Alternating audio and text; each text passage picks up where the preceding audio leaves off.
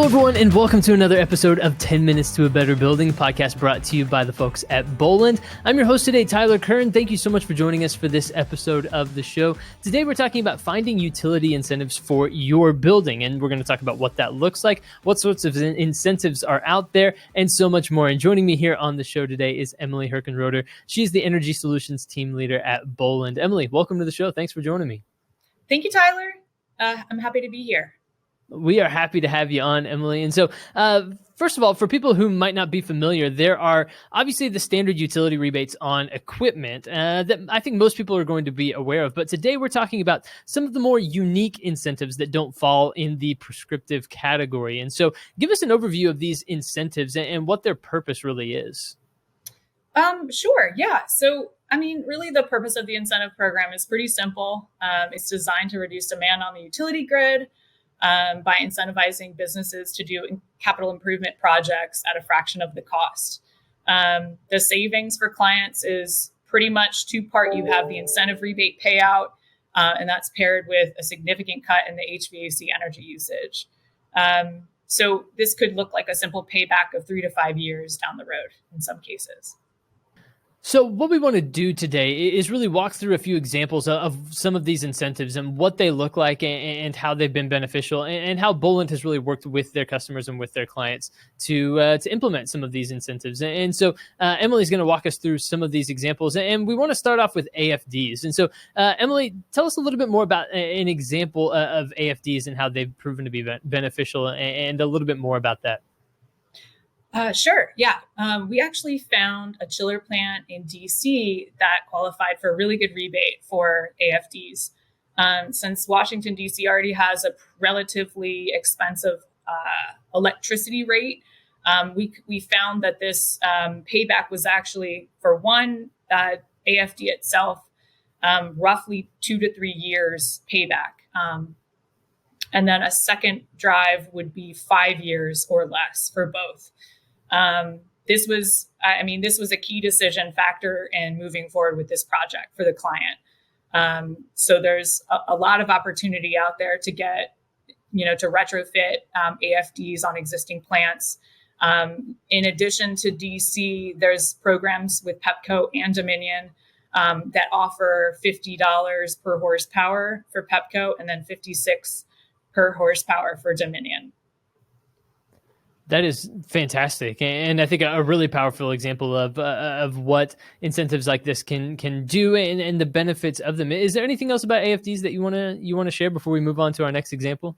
No, just that there's a lot more recent activity with it, and there's certainly opportunity if folks want to reach out to our group.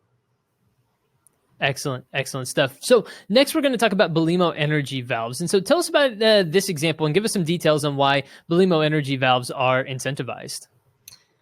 Sure. Yeah, Boland did a retrofit project in Berkeley County where a number of outdated system components were replaced with Belimo energy valves. This reduced their HVAC energy usage by more than half. So essentially, these Belimo energy valves are pressure independent that both monitor the coil performance and the energy consumption. And they solve a lot of problems in chiller plants with the low delta T syndrome. In this specific project in Berkeley County, we found some major flaws in their piping because of these valves specifically. And so again, we eliminated a lot of the overpumping and reduced their energy usage by half. So it was a great opportunity. Wow. Yeah, absolutely. That's a really powerful example.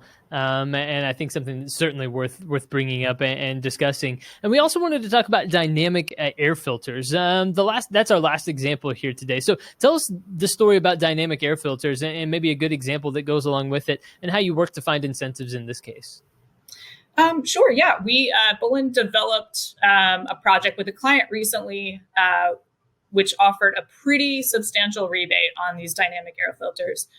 We estimate in this particular project, we estimated, enough kWh savings to produce a rebate of almost $106,000. I mean, that's a pretty large and substantial key factor to move forward with the project. So not only are you reducing your energy usage, you're getting a rebate back, but you're also drastically improving indoor air quality. So it really was a win-win situation.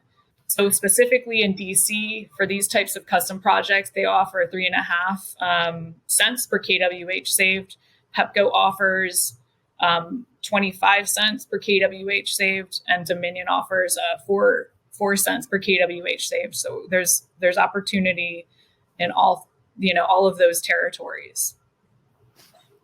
That's absolutely fantastic. So those are the 3 examples that we wanted to share with everyone today. And as a way of maybe some follow-up questions here, Emily, these are all things that can be installed on existing buildings already, right? Absolutely. Yep. I mean, there's, if there's any question about like the age of your equipment and what shape it's in, you can schedule a survey with us, and we can come out and take a look at what the degradation is of your equipment. But we certainly have installed all of the things mentioned on existing equipment. I think that's a really great clarification and important for people to know. So when it comes to the role that Boland can play in this, what does it take for someone to get in touch and to learn a little bit more about how they can do something like what you've discussed in these case studies? Sure. So the very simple way would be to start out by reaching out to one of us, send us a utility bill and some trend data. If you lack trend data, we can perform a survey at your site, and we can install data loggers or, potentially even a Belimo energy valve test kit. Those exist. We can get you in a starting place for sure.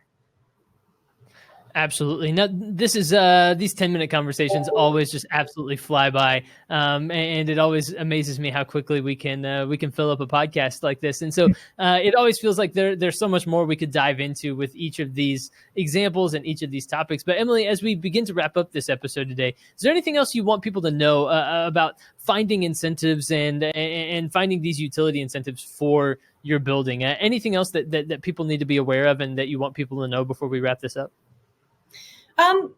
Just that if you're looking to explore HVAC usage reduction and its associated rebates, please reach out to Boland's team at energy.engineering@boland.com, and we can help determine if the capital improvement project that you're trying to plan is cost effective from the energy standpoint. And we are here at any point to help you. Absolutely. That's a great, I think, word of advice to wrap up on. What was that email address again, one more time, for people who may have missed it the first time? Sure. It's energy.engineering@boland.com. energy.engineering@boland.com. You can reach out there if you have questions, if you want to learn more. And of course, you can always visit boland.com for more and to reach out there and to learn more about the solutions that Boland offers in this area as well. Emily Herchenroeder, thank you so much for joining us here on this episode of 10 Minutes to a Better Building and sharing a little bit more about utility incentives. Thank you, Tyler. Absolutely. And everyone out there, thank you for tuning into another episode of 10 Minutes to a Better Building. We appreciate it very much. Of course, for more, like I said, you can go to boland.com, email the email address that Emily gave out just a moment ago, and stay tuned for upcoming episodes of the podcast. The best way to do that is, of course, by visiting boland.com or by going and subscribing to 10 Minutes to a Better Building on Apple Podcasts or Spotify. That way you stay up to date with the latest episodes. You get them right there on your mobile device as soon as they're ready for you. And so stay up to date that way as well, and stay tuned. We'll be back soon with more episodes of the show. But for this one, for my guest today, Emily Herchenroeder, I've been your host, Tyler Kern. Thanks for joining us.